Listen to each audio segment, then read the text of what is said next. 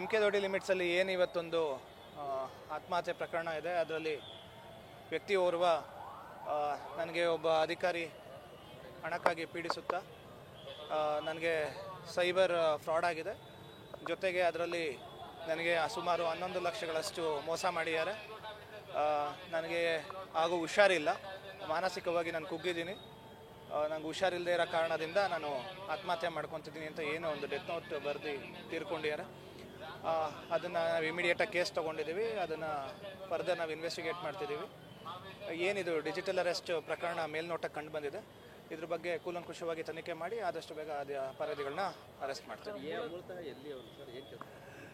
ಇವರು ಮೂಲತಃ MK Doddi ಲಿಮಿಟ್ಸಲ್ಲಾಗಿದ್ದಾರೆ, but ಅವರು ಬೆಂಗಳೂರಲ್ಲಿ ಕೆಲಸದಲ್ಲಿ ಇರ್ತಾರೆ. ಇಲ್ಲಿ ರೀಸೆಂಟಾಗಿ ಬಂದು ಈ ರೀತಿ ಒಂದು ಆತ್ಮಹತ್ಯೆ ಮಾಡ್ಕೊಂಡಿದ್ದಾರೆ. ಫರ್ದರ್ ಇನ್ನೂ ಹೆಚ್ಚಿನ ತನಿಖೆಯನ್ನು ನಾವು ಮಾಡ್ತಾಯಿದ್ದೀವಿ. ಇದು ನಿಜವಾಗ್ಲೂ ಡಿಜಿಟಲ್ ಅರೆಸ್ಟಾ, ಇದರಲ್ಲಿ ಇನ್ನೂ ಬೇರೆ ಏನಾದರೂ ಆಯಾಮಗಳಿದೆಯಾ, ಅವ್ರದ್ದು ಬ್ಯಾಂಕ್ ಅಕೌಂಟ್ ಡೀಟೇಲ್ಸ್ಗಳೆಲ್ಲ ಕಲೆಕ್ಟ್ ಮಾಡಬೇಕಾಗಿದೆ. ಅವರು ಹೇಳಿರಂಗೆ ದುಡ್ಡು ಅಷ್ಟು ಕಳ್ಕೊಂಡಿರೋ ಅನ್ನೋದು ಚೆಕ್ ಮಾಡಬೇಕಾಗಿದೆ.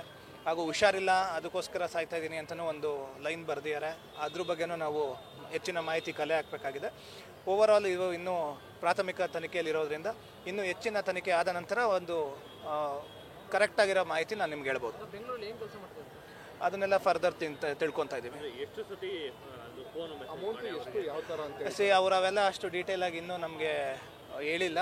ಅವರ ನೋಟಲ್ಲಿ ಏನಿದೆಯೋ ಅಷ್ಟರ ಬಗ್ಗೆ ಮಾಡಿದ್ದೀವಿ. ಫರ್ದರ್ ಅವ್ರದ್ದು ಬ್ಯಾಂಕ್ ಅಕೌಂಟ್ ಸ್ಟೇಟ್ಮೆಂಟ್ಸ್ಗಳನ್ನೆಲ್ಲ ತರಿಸ್ಕೊತಾ ಇದ್ದೀವಿ. ಜೊತೆಗೆ ಅವ್ರದ್ದು ಫೋನ್ ಏನಿದೆ ಅದನ್ನು ಕೂಡ ನಾವು ಫರ್ದರ್ ತನಿಖೆಗೆ ಒಳಪಡಿಸಬೇಕಾಗಿದೆ.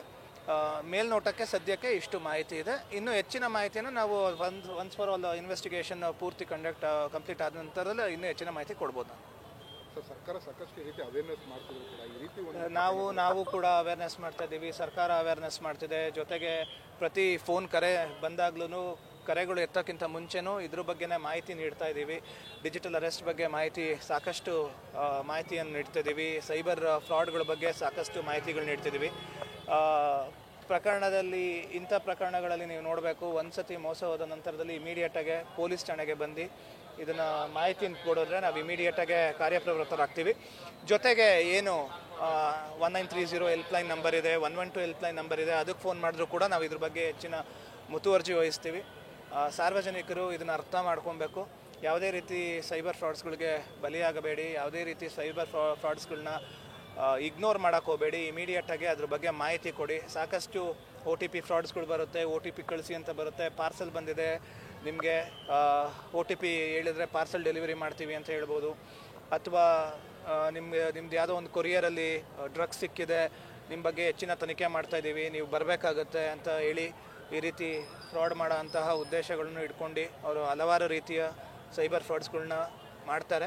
ಇದ್ರ ಬಗ್ಗೆ ಎಲ್ಲ ಸಾರ್ವಜನಿಕರು ಮುತುವರ್ಜಿ ವಹಿಸಬೇಕು ಮತ್ತು ಅರಿವನ್ನು ಕೂಡ ಅವರು ಕೂಡ ಮೂಡಿಸಬೇಕು. Thank you. ನ್ಯೂಸ್ ಫಸ್ಟ್, ನಿರ್ಭೀತಿಯಿಂದ ನಿಮ್ಮ ಪರವಾಗಿ.